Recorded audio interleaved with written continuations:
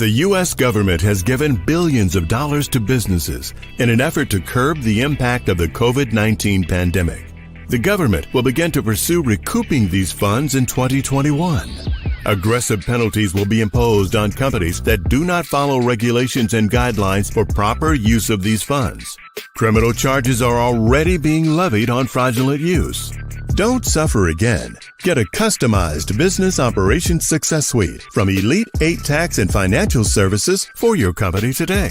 BOSS packages include entity formation, payroll, accounting and bookkeeping, tax planning, tax filings, and quarterly strategy sessions to minimize your tax liability, increase efficiency, and maximize your profits.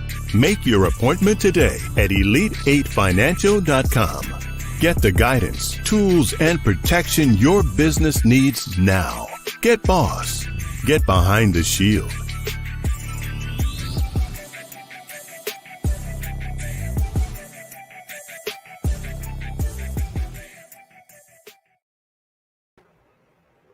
Welcome, everybody, to Boss Talk Radio. Thank you for tuning in to the season finale of Season 2.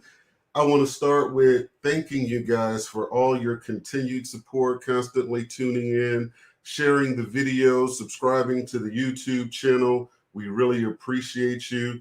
We'll be coming with Season 3 in September. We'll announce the dates pretty soon here. And today we're going to have a phenomenal discussion because I want to dispel a lot of the myths that we see on social media and everything. So you know how this goes. Get your pen, your paper, and whatever other device you use to take notes on, because we're going to be bringing you a lot of information as usual. As you go through this thing, go ahead and get your questions prepared. We're going to allow for a little bit of Q&A. But you know how this works. We'll give you a little bit of education, but you have to pay for the application. Get ready for Boss Talk Radio. Here we go. Welcome to Boss Talk Radio, the #1 online business and entrepreneurial talk show. Brought to you by Elite 8 Tax and Financial Services. Boss Talk Radio, keeping it real, yeah, that's for sure. I said a Boss Talk Radio, here for your needs, we'll crack the code. He the boss. He gon' fix your situation like there ain't no time for wasting. We ain't playing when we saying He the boss. And if you ever have a problem, he gon' show you how to solve it. Listen in and he'll show you he the boss. Talk Here's your host, the Texas tax expert, George Andrews. Talk Radio, here for your needs, we'll crack the code. He the boss. Yeah, buddy, it's been a really fun season. We did a lot of experiments on how to bring you episodes and so forth and so on. We saw that you guys really liked separated segments and whatnot, so you'll see more of that in Season 3. We'll commit to bringing you a daily segmented episode, whether it's the term of the week, the boss tax tips, boss motivation, and everybody's 5 minutes of fire favorite. We're going to bring you guys some more of that. And of course, we're going to bring you guys more exciting guests. So if you're tuning in for the first time, what is Boss Talk Radio? We bring you the best across all industries of entrepreneurs and business owners, not just to talk about their success or highlight their business, but also to really show you the different sides of entrepreneurship, because social media will have you think that this thing is sexy all the time and there's nothing but bottle popping, club hopping, and traveling around the world. And all of that's great, but you have to build. You have to start somewhere. So if you're 1, 2, even 3 or 4 years into business and you haven't gotten to that place yet, understand that overnight success usually takes about 10 years. So don't be discouraged. Double down on yourself, invest in yourself. And I want to focus on that moment. I talk about that all the time, that part about investing in yourself. As the revenue increases and the costs tend to come down because you're getting wiser about how you do business, increase your investment in yourself and in your business. In order to get where you want to go, you can't finish where you start. You have to double down. You have to reinvest in yourself. You have to constantly educate and improve yourself in your craft, product, or service.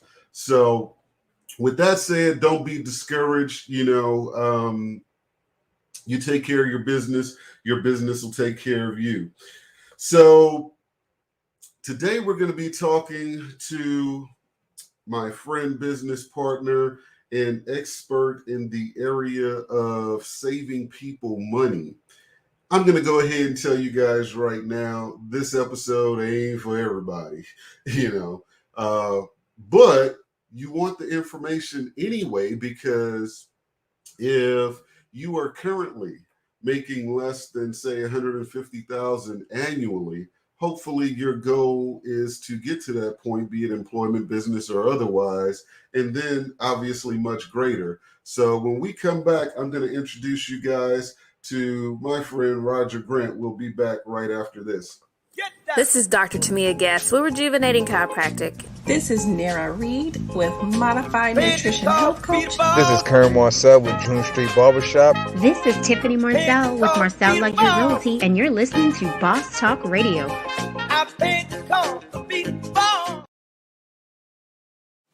Knowledge, integrity, security, service. Get behind the shield.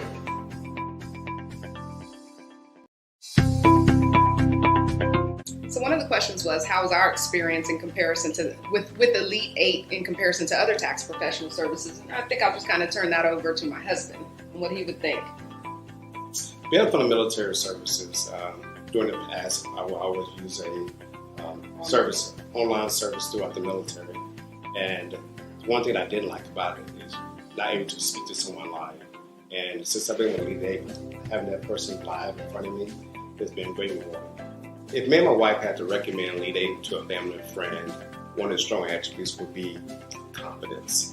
As a leader in the United States military, I've always been competent. And since my post-retirement, when I'm utilizing a business, I want to make sure they're competent in their answers and their tax preparation. Get behind the shield.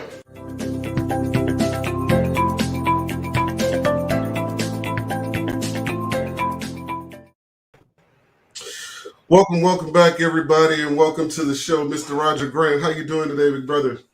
Hey, George, I'm doing good, man. How are you? I am doing excellent. First and foremost, I want to thank you for your time. Very, very valuable time.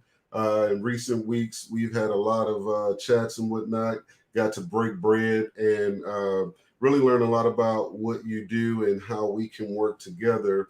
And so one of the things that I wanted to do right at the top of the show is deal with this concept that's out there.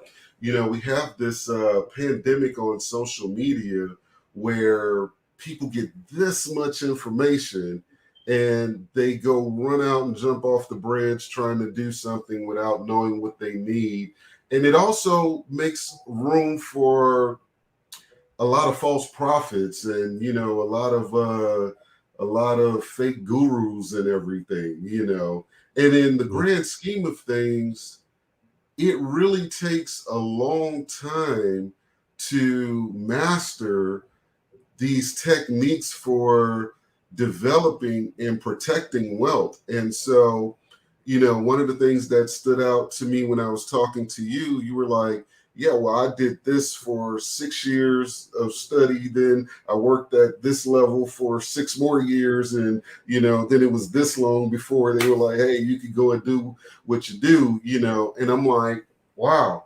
And some people will, you know, see you or talk to you and just figure, you know, you jumped in both feet and failed your way up. And I believe in failing your way up to a degree, you know, by investing in yourself. But too often what happens is people spend a lot of time and energy trying to navigate these shortcuts. So wanted you to speak on how to get the valuable education, how to do application, not just specifically in what you do, but you come across a lot of high net worth individuals. You work with a lot of business owners that have mastered their craft, you know. So for that person that's listening that's always, kind of hot stepping in the rope like double dutch, trying to take a shortcut, and bumping their head against the wall. Can you speak to that?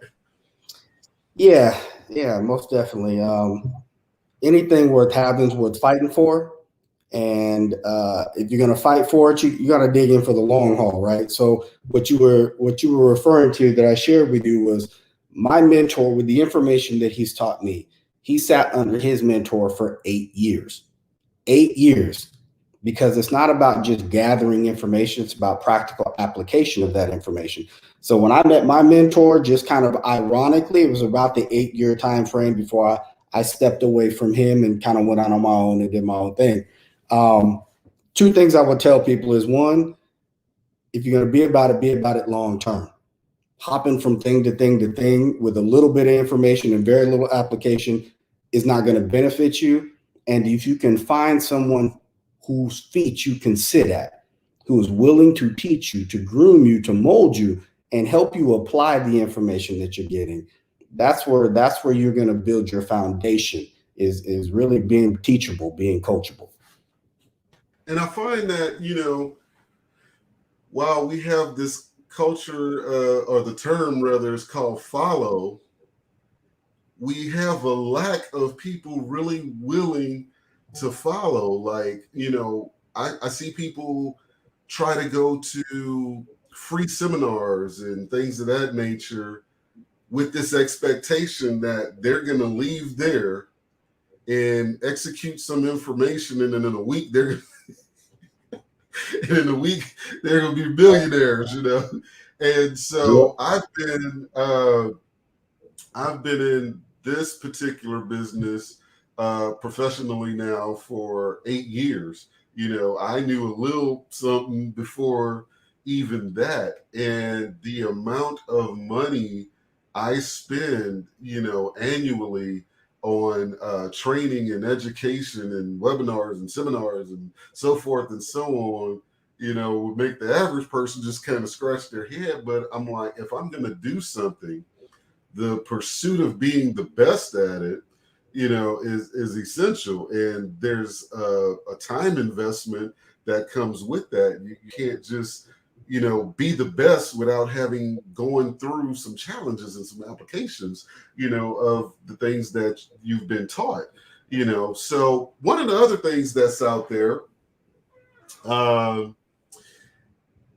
got some, and this is why this show came about, this particular episode. 1 week, ironically, about a week or 2 before we went to lunch, I got like 3 inboxes on Instagram with these videos, these short clips of people talking about trust. And without any context, without any methodology, they were basically telling anybody that was willing to listen, like, step 1, start a business, step 2, create a trust or whatever, and step 3, you don't pay any taxes. I was like, what the hell am I watching? And so people were sending me these videos asking if this was valid. And I was like, well, they skipped 20 steps, but right. There is a methodology to do that, but I'm sorry to tell you that, number 1, it doesn't require you to start a business. And number 2, it has to make economical sense for you to do this.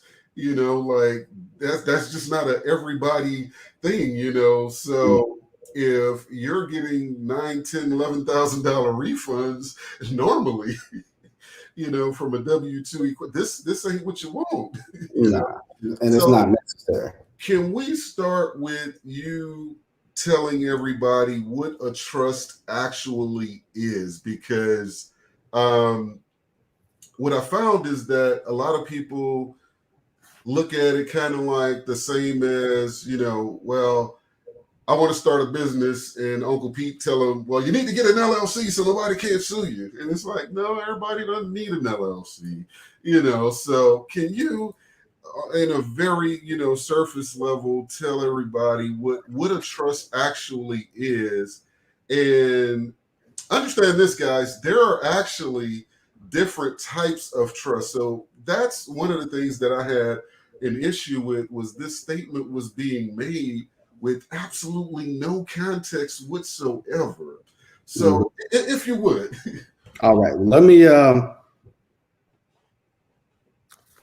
cover two things. I'm going to give the definition of a trust. And George, you're going to see me read a lot of stuff today, because I believe documentation beats conversation all day, every day, and twice on Sunday. So I don't want to give you Roger's words. I'm going to read you stuff, actual facts, things from the IRS, things from court cases, so you know that I'm not making this stuff up. But the two most powerful tools that we have in business in America is a contract and the proper jurisdiction of law. So when you ask what is a trust, I'm going to read you the definition of a trust. A trust is a three-party contract in which one can create a binding, inviolate entity. The creator is able to specify the terms, provisions, and who the other parties are. So what is a trust? A true trust is a three-party contract. That contract consists of the creator of the trust or the grantor. Those are synonymous. So you have the creator, the trustee, and then the beneficiary. Now, as you were talking about these general statements people are making about trust, and what you can do, and not specifying the different types of trust, I want to talk about the trust that most people are familiar with, which is a living trust. That is a grantor trust. And if you have listeners on here who have a living trust, I'm going to explain something. They go look at their trust document and see it's true. The way those are set up is the grantor, the creator of the trust, is also the trustee. And then they choose their beneficiary. That violates the definition of a trust. A trust is a three-party contract. If you're the creator and you're the trustee and you have a beneficiary, that's a three-position contract, but there's only two parties because you hold two of those three positions. It violates the definition of a trust, which means that that particular entity is not a trust contract, it's a trust agreement, and it can't do what a trust contract can do. For example, there's no asset protection capabilities from a living trust. All it's good for is probate. It will bypass probate in terms of passing down things generationally, but in terms of liability and protecting assets, there's no protection whatsoever. And I can elaborate on that a little bit, but I was going to ask, because I think right there at that moment, I think the conversation normally focuses around that. And when someone hears past probate, they somehow inherently believe that this means that there's no taxation to take place in the pass down of assets. This is not true. No. So, when we talk about estate planning and things of that nature,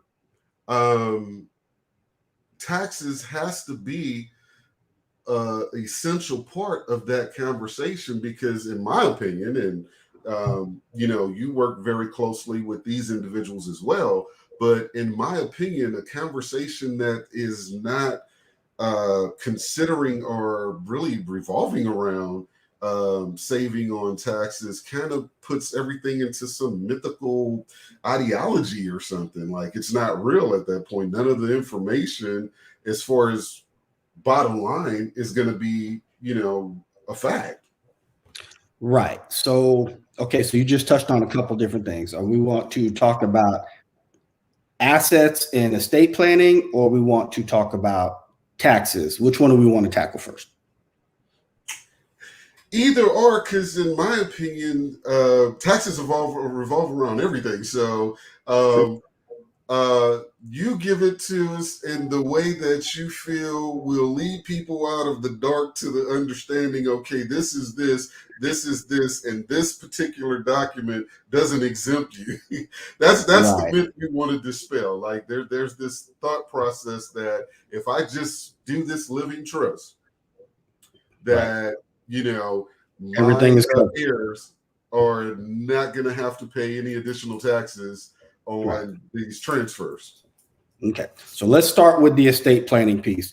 First and foremost, I want to say this: having a will is an express invitation to probate.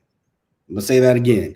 Setting up your estate through a will is an express invitation to probate, because people can contest wills. They get contested all the time, which means you end up going to court and people lose 30, 40, 50, 60% of their assets to attorneys and court fees before their loved ones ever get anything that you spent your liability.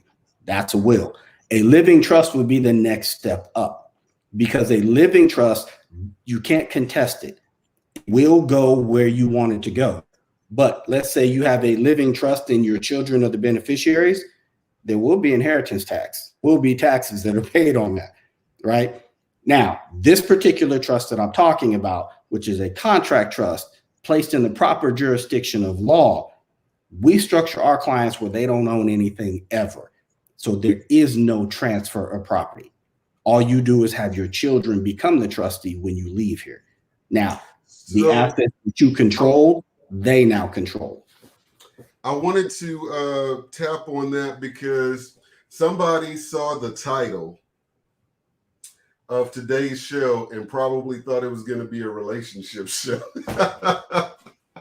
It's called Trust Once, and once is an acronym, ladies and gentlemen. Once is a concept that I learned in the past year, I would say, and it completely blew me away when this information was made available to me. And as Roger said, documentation beats conversation. If you go back and look at season 1 of Boss Talk Radio, I don't think there was a single episode where I did not talk about the importance of ownership. And so when this concept was brought to me, own nothing, control everything, I was like, well, wait a minute. If you don't own it, how in the hell can you possibly control it? You know, and it took real conversations with people that really understood what that meant and what that does. Roger has saved his clients in excess of $12 million at this point. That's not something to sneeze at. That's not something that just happens via tax planning alone. That's what I want you guys to understand. Now, while I do believe in ownership, let me be more clear. There's a hot topic out here right now. I think earlier this week, or I seen it earlier this week, I don't know when it actually happened, but there's a platform called OnlyFans. And over the past few years, my understanding is this has become a multi-billion-dollar platform, and it has made tens of thousands of millionaires, largely due to no other way to say it, pornography or what have you. And what's interesting about that is because you took these ordinary people who did not have a great business sense or what have you, and they had this influx of money come in, what tends to happen is this is a new lifestyle for them, and they never considered investing in themselves and having someone like Roger protect them. They never called someone like me to make sure that they were covered on the tax end or even did the accounting. They would simply look at their screen and say, okay, I've earned this much money this day or this month or whatever the case may be. Well, now my understanding is OnlyFans is removing any type of content that was pornographic and all of its I don't know if you call them subscribers or licensees or whoever, you know, the talent, let's call the talent on there or whatever. So you literally have people that have enjoyed being on there 3 or 4 years, having 6-figure months that in less than 30 days, that stream of income, and hopefully it's not their only one, but that stream of income is going to be completely cut off. And if they didn't use that platform at its time to create their own platform, whether it be a website, some sort of streaming thing or whatever, then when they lose that content, those connections, they'll have to organically build it in another place or whatever, hopefully through their own ownership or whatever. So that's what I mean by ownership being important, not to be confused or think it's in conflict with the concept of own nothing, control everything. What does that mean, Roger? Well, you have Rockefeller's quote, Nelson Rockefeller, who's the grandson of John D. Rockefeller, former vice president of the United States, says the key to success is to own nothing but control everything, right? Many of us have heard that, have no idea what that means, right? Then you have more contemporaries, Robert Kiyosaki. If you listen to Kiyosaki and read Kiyosaki, you'll hear him say often that the difference between rich people and poor people is poor people want to own things, rich people want to own nothing, right? The only way you can have full control over assets and have none of the liabilities of ownership of those assets is to place it in the trust, and you are the trustee. Now, the reason they say that is because there's clear liabilities to ownership. Anything you own can be taxed to you and taken from you. If you don't own it, they can't tax it, they can't take it. And I want to read something to you from the IRS handbook, because people get it confused when you say evading taxes and avoiding taxes. I want you to hear what the IRS handbook has to say. Avoidance of taxes is not a criminal offense. Any attempt to reduce, avoid, minimize, or alleviate taxes by legitimate means is permissible. That's straight out of the handbook for special agents, Internal Revenue Service. So the last time I checked, if it says legitimate means, it means there's a way to do it legitimately, right? And I can tell you, owning things will not allow you to participate in this legitimate avoiding of taxes. It's only through proper structure can you pull that off. So we're going to take a quick break. We're going to pay some bills, and we'll be back with more with Roger Grant after this. We'll give you his contact information. I'm sure by now some of you have some questions. Get those ready and whatnot. You can post them in the comments, and we'll see them. Let me know where you're tuning in from. If you're watching this on the replay, please put hashtag replay, and we'll be back right after this. Ready to begin your business? Should you be an LLC or a C corporation? How do you track the cost of goods versus operating supplies? What are your depreciable assets? Are you structured to obtain business credit? Not sure? Get a boss. An individual business operations success suite from Elite 8 Tax and Financial Services will position your business for success and avoid the pitfalls of startups. From registering with your state, operating agreements, bookkeeping, tax filings, and more, Elite 8 Tax and Financial Services can be your growth partner at every level of your business. Schedule your needs assessment today at www.elite8financial.com/boss or by phone at 469-412-0056.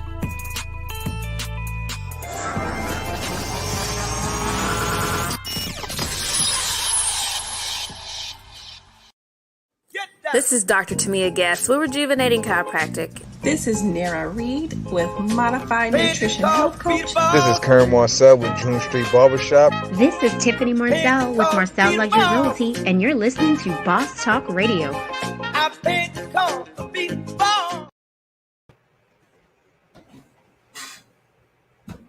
So I get asked all the time about stuff like the mask, my towel, stuff like that. You guys can reach out to destinationsandoccasions.com. They do novelty prints and everything, as well as all types of event planning and travel planning. But without further ado, we want to welcome back my friend and business partner, Mr. Roger Grant. How you doing, sir? Doing good, George. So we established what it means to own nothing and control everything. And we separated the living trust from the three-party contract. Mm-hmm. So the next thing I want to talk about is how do I want to word this? The flexibility of gathering information, because without nearly as much knowledge as you have on this subject, I understood it on a very pragmatic level and was able to do some diligence. Yet when I'm talking to other finance professionals, I get a lot of resistance. And we talked about this when we went to lunch and everything, and you broke this down so eloquently when you talked about, and I noticed even at the top of the hour, you never leave that key part out of it or whatever when we're talking about jurisdiction. And when I asked about why does this get so much resistance, and you explained about the schools of thought or whatever, can you enlighten the guest on that? Yeah, well, if our CPAs, our financial planners, our attorneys, estate planners, if those people don't know the information that's available for you to properly structure your business and your families, then it never gets to us. And it's all by design. So when you look at the education system and where it all started, as you have this quote scrolling by from Nelson Rockefeller, most people don't understand that John D. Rockefeller started our United States Board of Education. And what Rockefeller understood was that if he could control the entities that put out information, and then if he could also control the curriculums, the actual information put out, then he can control an entire society, and he's still doing that to the grave. Let me give you a couple of good examples. When I talked about controlling entities, we as Black people are very proud of our HBCUs, and we claim that as ours, right? Well, Spelman University was Rockefeller's wife's maiden name, and Morehouse was his pastor and his business partner. He started building the curriculums and controlling the institutions in the South first, because it was easier for him to push the information he wanted to control that group of people in the South. Now, in terms of curriculum, let me give you a good example of this. Every developed nation in the world learns the metric system as their primary source of mathematics. We learned the Dewey Decimal System. Why? Simply because Rockefeller wanted it taught. And I'm going to read something to you real quick out of a piece of literature called The General Education Board and Friends. And I'm going to sum this up. In 1903, Congress let John D. Rockefeller create the Board of Education. In 1913, 10 years later, they had to come back and do a congressional investigation into what Rockefeller had just done, right? So I'm going to read you a little piece of this. It says, in 1919, using Rockefeller money, John Dewey, which we learned today, the Dewey Decimal System, John Dewey, by now a professor at Columbia Teachers College, an institution heavily endowed by Rockefeller, founded the Progressive Education Association. Through its existence, it spread the philosophy which undergirds welfare capitalism, that the bulk of the population is biologically childlike, requiring lifelong care. So Rockefeller and Dewey, working with the Columbia Teachers Association, some teachers there, created the PEA, the Progressive Education Association. Through its existence, it pushed a philosophy. And that philosophy was that the bulk of the population is biologically childlike, requiring lifelong care. That's me and you. It goes on to say, from the start, Dewey was joined by other Columbia professors who made no secret that the objective of the PEA project was to use the educational system as a tool to accomplish political goals. So when you talk about financial professionals, they've been schooled, they haven't been educated. That's what the education system is there for. There was a system that they were attempting to put in place to accomplish political goals. If they have this them and us mentality, which I promise that they do have that mentality, they don't want our financial professionals to have all of the information, because if they have it, we get it. Now, Rockefeller said this. He said, competition is a sin. He said, I don't want a nation full of thinkers. I want a nation full of workers, which means I need you to work for my businesses. I need you to patronize my businesses. I don't need you to think and compete with me. And that's what school is for, to create that system to take care of these biologically childlike people who need lifelong care. And he's talking about every last one of us. So when you meet financial professionals who are resistant, it's because they feel they've been taught all that there is to learn, not knowing that the system was set up not to give them all that there is to learn. So you can't really be mad at them. I'm gonna end the show, because I mean, if you don't accomplish anything else in life, ladies and gentlemen, to watch the last 4 minutes of this episode and let that filter through your thought processes, should create a paradigm shift. It really should create a paradigm shift within you, really about all things money and knowledge. You know, they say knowledge is power. They say if you want to keep something from somebody, put it in a book. What Roger just said was, well, you can also just give them the book you want them to read. Right. Give them the book you want them to read, and don't give them the book you don't want them to read. But George, I'm going to read one more piece of this, just to give you a sense of what they were trying to accomplish. It says, from the start, the GEB, the General Education Board, had a mission. A letter from John D. Rockefeller Sr. specified that his gifts were to be used to promote a comprehensive system. You might well ask what interests the system was designed to promote, but you'd be asking the wrong question.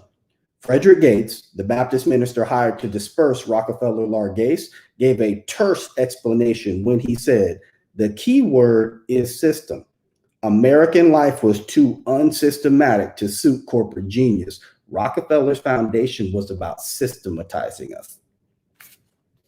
He had a mission, evil genius, but he's still controlling. We still learn the Dewey Decimal System today. This brother's been gone for a couple hundred years. He's still controlling it from the grave. Can you do that one more time? I got to hear that again. That was profound. So Rockefeller started the General Education Board from his foundation, his private family foundation. Now, there's two different types of foundations. There are foundations that are public charities, like the Boys and Girls Club, the March of Dimes, the American Heart Association. Those are public charities. Private family foundations are like Bill and Hillary Clinton, Bill and Melinda Gates, Oprah Winfrey, Ford Foundation, Carnegie Foundation, Rockefeller Foundation. He used his nonprofit entity to set up the Board of Education, which was called the General Education Board and Friends. And this says from the start, the General Education Board and Friends had a mission. A letter from John D. Rockefeller Sr. specified that his gifts, charitable entity, right? His gifts were to be used to promote a comprehensive system. You might well ask what the interest the system was designed to promote, but you'd be asking the wrong question. Frederick Gates, the Baptist minister hired to disperse Rockefeller largesse, gave a terse explanation when he said the key word is system. American life was too unsystematic to suit corporate genius. Rockefeller's foundation was about systematizing us biologically childlike people who need lifelong care. Wow. So when you talk about financial experts in the financial arena, they have been through the system. The system has taught them that you have the highest level of knowledge out there, and a lot of them just aren't open to hearing anything else. Even when there's a ton of information out there, I mean, look, No, that's the other side. People tend to disagree with me on this. I believe in adjustments, not excuses. I believe that your past doesn't dictate your future, while your experiences may kind of, mold and shape, your thought processes or whatever. I believe that when there's truly a will in this day, and I'm not talking about 20, 30, 40, 50 or more years ago, today, in my opinion, there's two modes of equality. There's 24 hours in a day. Now, if somebody has figured out how to get more, I ain't learned about it. And then the second one is the internet. And I'm challenged to accept that somebody tells me they don't know, or more in particular, they don't have access. And when you check their search history, what they're looking up is a recent music video or some celebrity's net worth or world star or something like this, or what have you. But even among the academia, what is it, especially when it comes to attorneys, these are people that are trained to research and maneuver information. Why are they so resistant to what is not only in black and white, but in the same sources that they accredit? Well, that takes us back to that conversation about jurisdiction, right? I said two most powerful tools: the contract, the definition of a trusted three-party contract. And then the other thing is proper jurisdiction. So you mentioned there's all kind of different trusts, and those little clips that you were getting didn't even specify what kind of trust. There's 81 different types of trusts. Only one of them creates a federal organization, which takes you above state law, right? Every one of our attorneys is licensed by the state that they live in. They are licensed to do business in that state. They are educated on that level of statutory and administrative law. The trust that I'm talking about is an English common law contract trust, or it's also known as a pure trust. And let me see if I can pull this up real quick just to read you. That was a court case that I read you earlier, where the IRS handbook that came up in the court case. Here's something else that came out of this court case: Edwards versus the commissioner. This is the 10th Circuit Court in Colorado, right? So this is a federal courtroom, and this is what it says about a pure trust. A pure trust is not illegal if formed for the express purpose of avoiding taxes. Our attorneys don't know anything about a pure trust because they're educated on statutory and administrative law. A pure trust is a common law trust, George. This whole country was founded under the English common law, except for Louisiana, which was originally owned by the French. And today, to this very day, the true law of the land of Louisiana is Napoleonic law. But the rest of America is under English common law. And here's what happens when you place that trust contract into the proper jurisdiction. And I'm just going to read you what the Supreme Court says. Now, given that the United States Constitution was written under English common law, it says this: a trust organization consisting of a U.S. constitutional right of contract cannot be abridged. You know what that means? You can't mess with it, can't touch it, can't penetrate it. It says the agreement, when executed, becomes a federal organization and not under any of the laws passed by any of the several legislators. This is the Supreme Court in Crocker versus McClay. So they're telling you, if you take this trust contract and you put it in this jurisdiction, it can't be abridged. It becomes a federal organization. Our attorneys operate at the state level. Very few of them even know how to operate in the federal court system. So they don't know that there's a whole nother jurisdiction that they can operate in. Most of us don't know. It's not taught. But that didn't say common law, right? So I want to make this real clear to your listeners. Couple more examples. And this is Freeman versus Elliott and Crocker versus Malloy. It says a business trust is a common law entity formed by contract. and thus is not subject to the same types of state regulations as a corporation. Next case, Ashworth versus Hagen Estates. One of the main objectives of a trust contract is to obtain most of the advantages of corporations, but with the freedom from the burdens, restrictions, and regulations generally imposed upon them. Last one, and there's several cases tied to this one. It says a business trust may be organized to engage in any business in which individuals or corporations may lawfully engage. We are taught, our attorneys are taught how to function under the laws of their state. This entity rises above the state. And so I have a question. Uh-huh.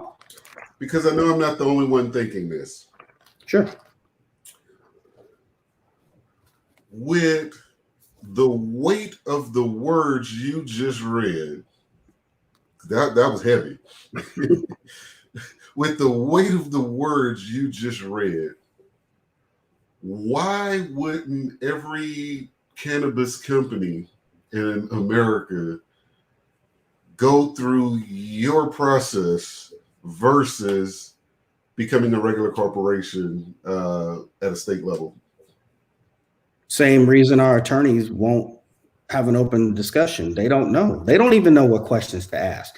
See, when you have people like Nelson Rockefeller and Kiyosaki say the things they say, they don't give people enough information to even go do due diligence, right? Mm-hmm. So that's what we're here for. Mm-hmm. We give people all of the information they can go do their due diligence. I suffered horribly, George, because I didn't meet my mentor before 2008 happened, before the mortgage meltdown happened. I would have been in a whole different place in life right now had I known what I know now. I made it my mission to make sure people don't ever have to suffer the things I had to suffer simply because nobody bothered to tell them. But the reason, whether it's the cannabis, whether it's our CPAs, our financial planners, or our attorneys, the reason they don't operate differently is because they don't even know what questions to ask. I want to reiterate what Roger put out there about jurisdiction, because especially in our community, attorneys and CPAs, outside of them, maybe doctors and registered nurses, are considered the holy grail of professionals. And as Roger pointed out, one, these people are educated by a system designed to essentially limit them, teach them what they want them to know. Yeah, to systematize us. And then two, every one of the aforementioned professionals are in fact licensed by some state governing board. That's right. I'm often asked in conversations, the minute I get into taxation, I'm often asked, well, oh, you're a CPA. And I'll be like, yeah, no, my job is fun. So want to take this moment to point out, though, that myself and all the other enrolled agents around the country, we are not licensed by the state. We are licensed by the federal government and able to move around as such. And in addition to that, though, we are allowed to challenge the interpretation of tax law. The only thing that separates one of us from the next one is the amount of information we are armed with to do so. Right. So with that said, I'm so glad to have met Roger. And it's a funny story because we first came across each other in about 2014 on social media. And I wasn't social media savvy at the time. So I was really just getting into this and I'm like, I want to focus. And Roger attempted to introduce this concept to me. And right from the door, one of the things that I understood was whatever it is you're talking about, is too much information for me to process at this time because I have tunnel vision, you know. And we still have the text thread. It's like, I have tunnel vision right now. I am focused on this. Well, the reality is had I doubled back a couple years sooner, I could have helped many more clients in different ways. Because one of the things that he made really clear to me, and here's the interesting dynamic. I can get you out of many, many, many tax troubles short of criminal. I don't deal with criminals. Let's make that clear. So outside of that, we specialize in tax avoidance. We specialize in tax resolutions. But like anything in this world, there's levels to this, you know. And Roger's skill at tax avoidance, I don't think it becomes more elite than that. So us working together was just like, it's like butter and toast. It's like, yeah, let's get it done, you know. And so, Roger, you have a very, very exclusive training that you do for prospects. And what I love about this was that, number one, you can't just register, you can't just walk in the door, you can't just buy it, you know. So it's by a very exclusive invitation. And the beauty, I thought the beauty of this is, before a dollar is requested, in the sense of buying something, you're investing your time in giving out all this information to make sure people understand what it is you're doing for them. Absolutely. You know, I thought that was just like, and here what I thought was crazy. I was like, because as you were breaking it down, I was like, there's no way in hell somebody's going to come to a 2-hour workshop and like get this. Like, it's not going to happen, you know. So you broke down the process for, like, yeah, no, there's phase one, right, and we're going to give you this much information or whatever, and at that point you can decide if it's even, you know, something you want to, you know, dive into. Right. And then there's phase two, right, you know, where we really put the fat on your brain, you know, and really saturate you with this information. And then there's the process. And that's why I led off talking about not having shortcuts and not having, you know, quote unquote, overnight success, because you have these gurus, alleged gurus out here, you know, that they get this much of it and they run and they claim to be the expert and they're robbing people. Absolutely.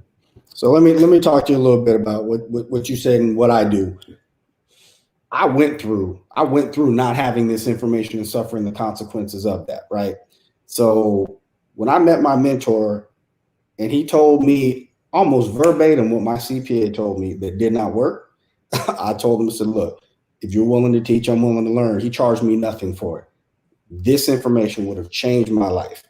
And so my mission is to make sure this is all about the information. It ain't about anything else. So what we do is I have a webinar that anybody can watch. Well, not anybody. I don't market. I don't put it out there. If you know somebody who's familiar with me and my business, you know, and you get the link, anybody can watch the link. From there, you can schedule a consultation and we can talk. Or if you want more information, you're now on my mailing list and you can participate in our quarterly workshops. We haven't had one in a year and a half because of COVID, but we do have one coming up in September. Hopefully we can get one in before this flu season starts and things get really, really hectic. But that's where you get 2 days worth of information. So if you can grasp what we're talking about with the proper trust structure, and structuring your business, your ministry, your family, to not own anything, but to control everything. Now that you have that general foundation, when you come to the workshop, you'll understand the strategies that go along with being properly structured. So the workshop does cost a little something because we have to pay for the room and the speakers come in and whatnot. But as far as the information goes, I give away the information. I don't care where you apply it. If you can find somebody else that you want to work with, that's all right. Nobody else out there is going to give you this information. So I want you to have it. And because I was upset, nobody told me.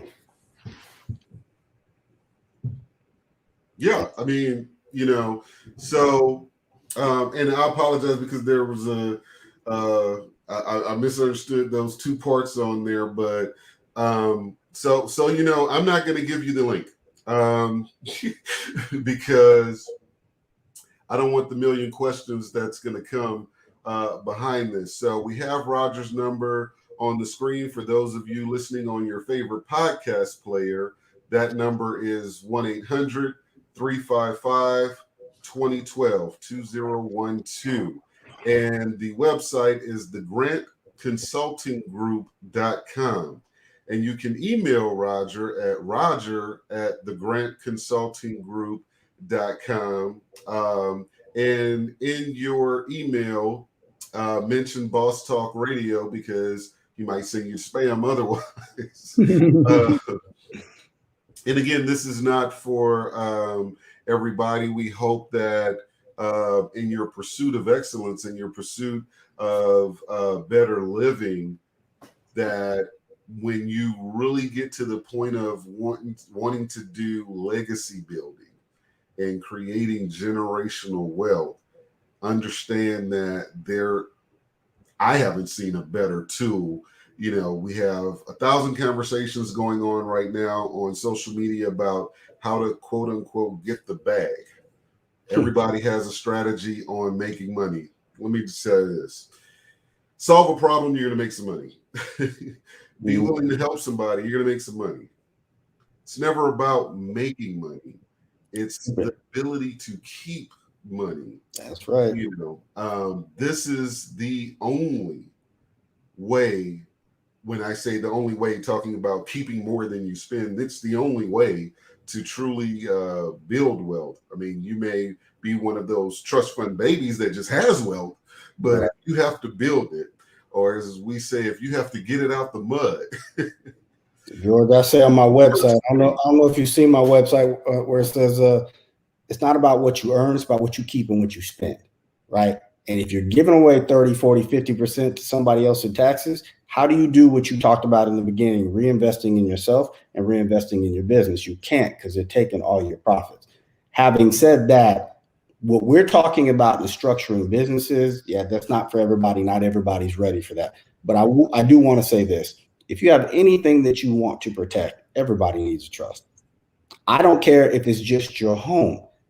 You understand if you go out and get a car accident tomorrow and you have a home with a couple $100,000 worth of equity in it, if you're at fault and somebody gets hurt, your home is at risk.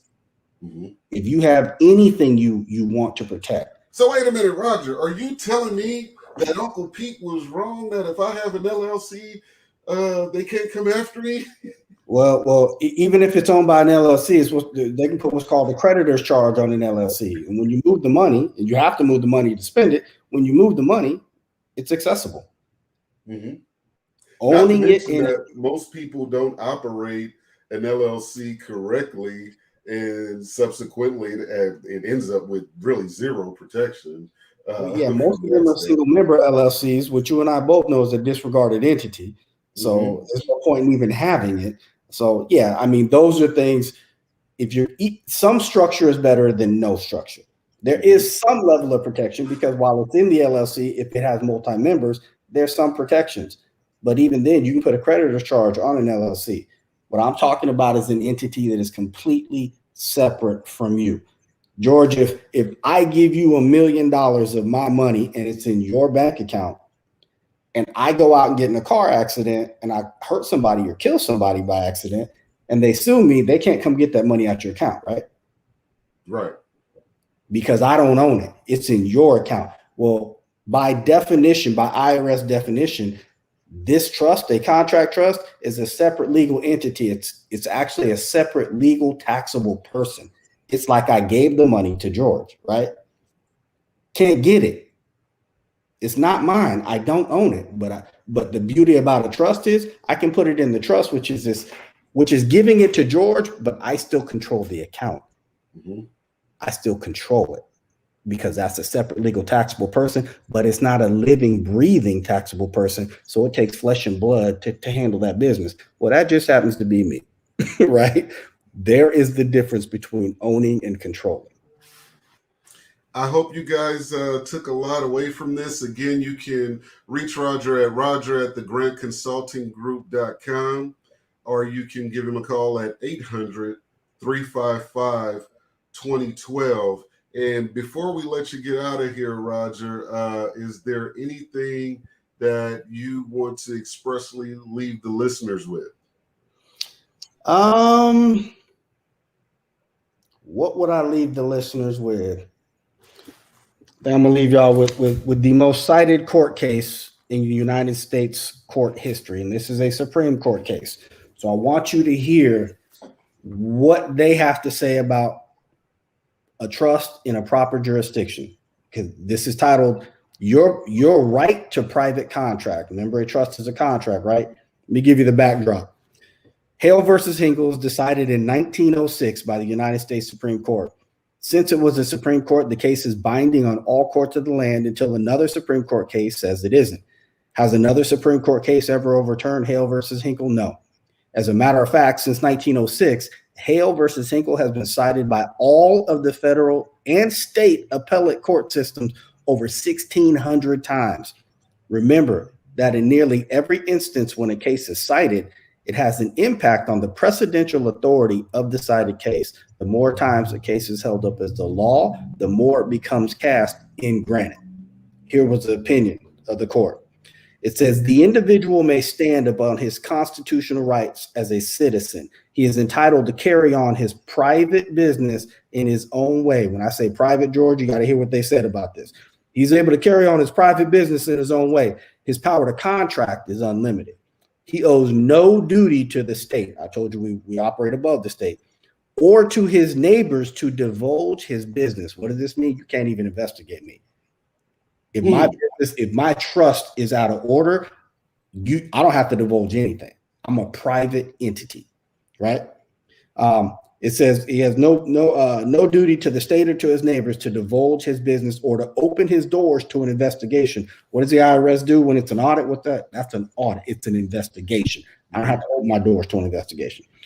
So far as it may tend to incriminate him, he owes no duty to the state since he receives nothing therefrom beyond the protection of his life and property. When you operate an LLC, an S Corp, a C Corp, even as a sole proprietor, you're getting permission from the state to have that status. As a trust, I don't need that permission from the state. I don't have to ask them for permission to exist, so you can't treat me like you do those entities that you control. The summary says this: his rights are such as existed by the law of the land, common law, long antecedent to the organization of the state, and can only be taken from him by due process of law and in accordance with the Constitution. He owes nothing to the public so long as he does not trespass upon their rights. That is the most cited court case in United States court history. If that don't open lift some eyebrows and open some eyes, nothing will. Yeah, that's heavy. And, you know, one of the things that I absolutely love about you, you summarized it, but, you know, I've watched you move and you're very consistent in doing this. Documentation beats conversation. You will go to a source quicker than somebody can unlock their phone. Hey, I'm going to give it to you so you can do the same due diligence. Look, my mentor could have told me all this. I could tell you all this. Most of this I know verbatim in my head, but I want you to see I'm reading it. That means it's coming from somewhere, which means you can look it up for yourself. And that's the problem with this education system they put together. They've indoctrinated us to learn to test. They've not educated us to learn to think, to be critical thinkers, to do research and see, okay, because the truth, here's one thing I know, George, the truth leaves empirical evidence and a lie don't make no sense.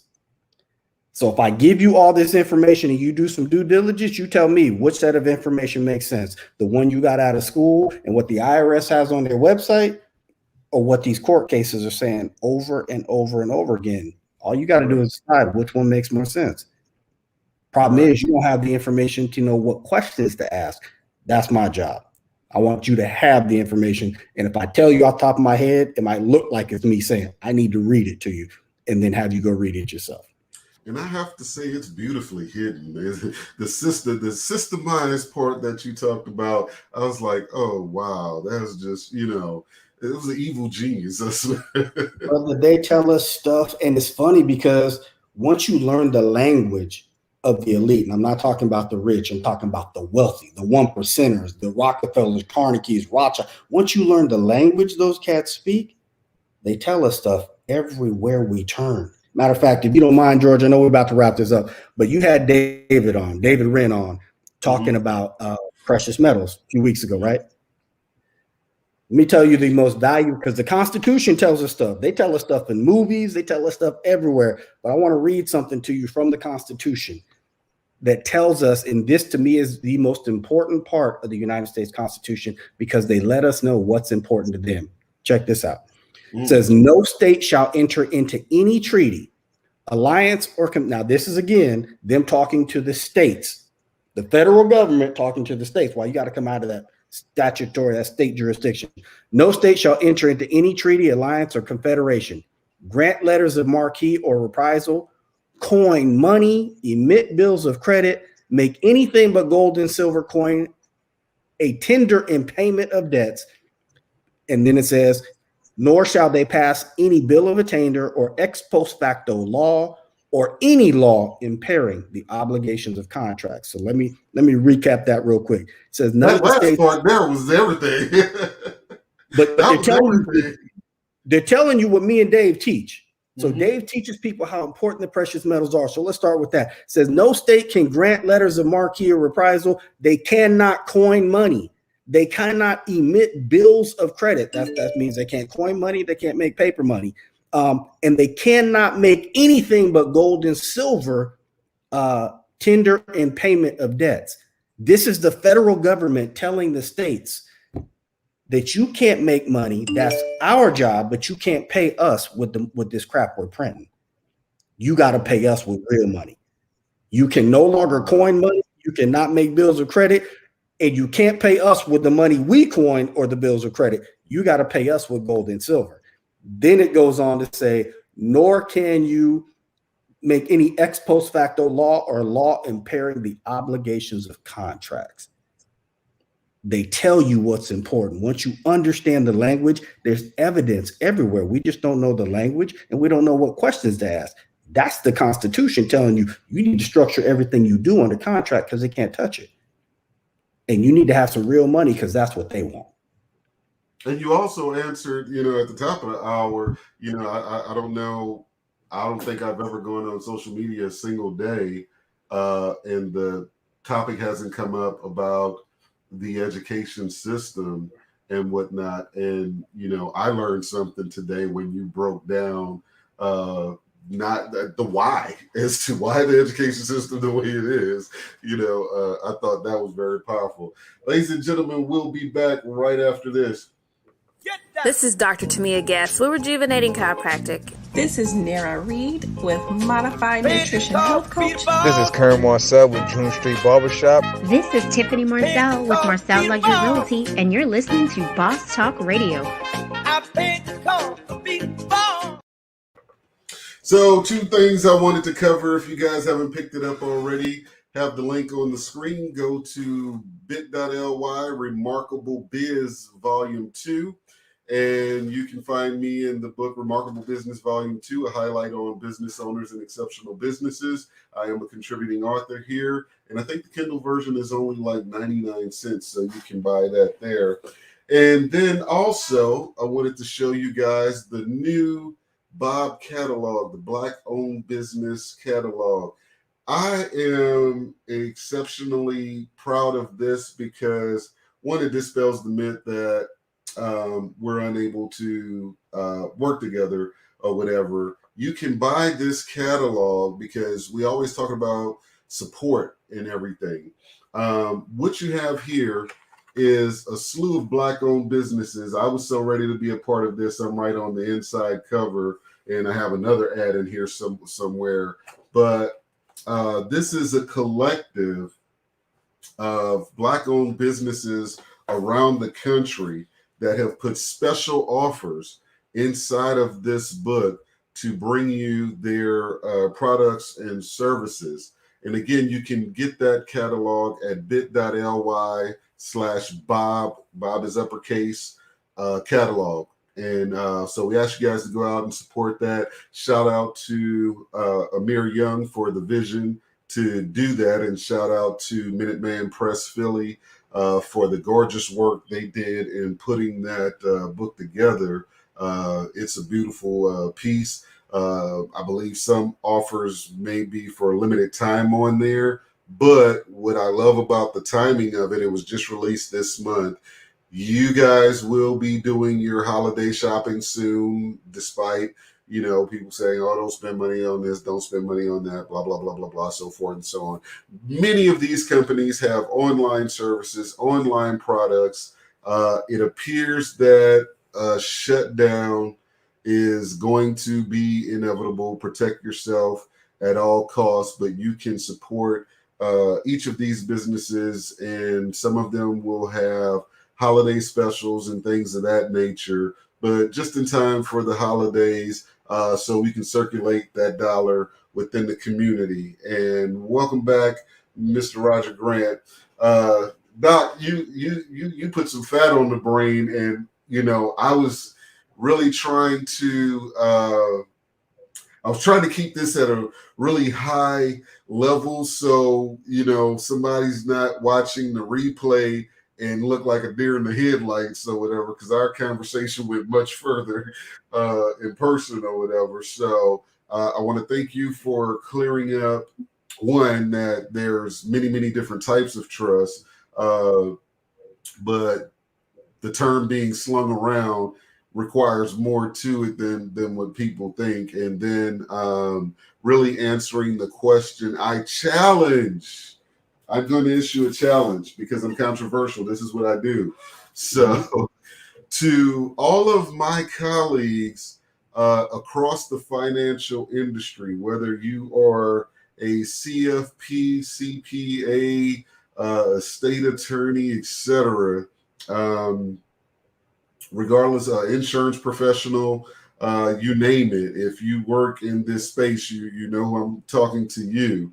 I challenge you to reach out to Roger to get that initial link that will change your paradigm. Then from there, you can choose to do what you will about pursuing the education.